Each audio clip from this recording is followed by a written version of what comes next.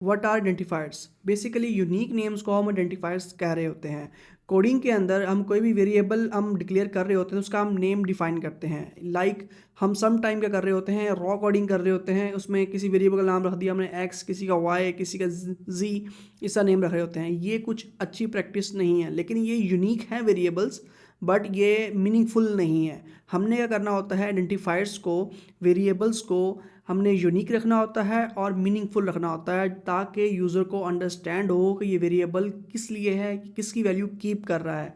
Like अगर हम देखें आइडेंटिफायर्स को जब वेरिएबल डिक्लेयर करवाते हैं किसी भी प्रोग्रामिंग लैंग्वेज के अंदर स्पेसिफिक टू सी शार्प, तो वेरिएबल्स हमारे पास कीप करते हैं A to G all characters, and digits आपके पास 0 to 9 करेक्टर्स आप उसमें यूज़ कर सकते हैं, अंडरस्कोर्स भी। बट इसमें रूल एंड रेगुलेशंस ये हैं, आपके पास स्टार्ट पे डिजिट यूज़ नहीं कर सकते, एंड वेरिएबल नेम्स के अंदर स्पेस नहीं आनी चाहिए। And third one is that जो सी शार्प है वो केस सेंसिटिव है।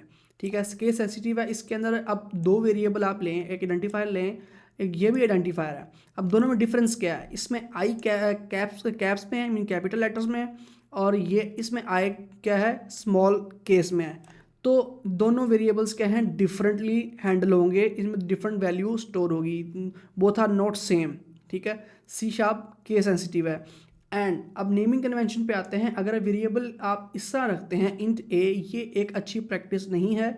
हमें चाहिए कि हम एक मीनिंगफुल नेम के थ्रू उसको डिक्लेयर करवाएं। जैसे नंबर ऑफ स्टूडेंट्स, ये एक मीनिंगफुल है, हमें पता चल रहा है कि इस वेरिएबल के अंदर नंबर ऑफ स्टूडेंट्स आ रहे होंगे, स्टूडेंट्स का काउंट आ रहा होगा इसके अंदर। ठीक है, ये क्लियर है, डिस्क्रिप्टिव है, तो इसलिए हमें आइडेंटिफायर्स को यूनिक एंड मीनिंगफुल रखना चाहिए।